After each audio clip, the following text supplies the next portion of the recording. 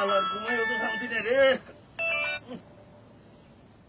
Hello, সালাম আলাইকুম। ওকে।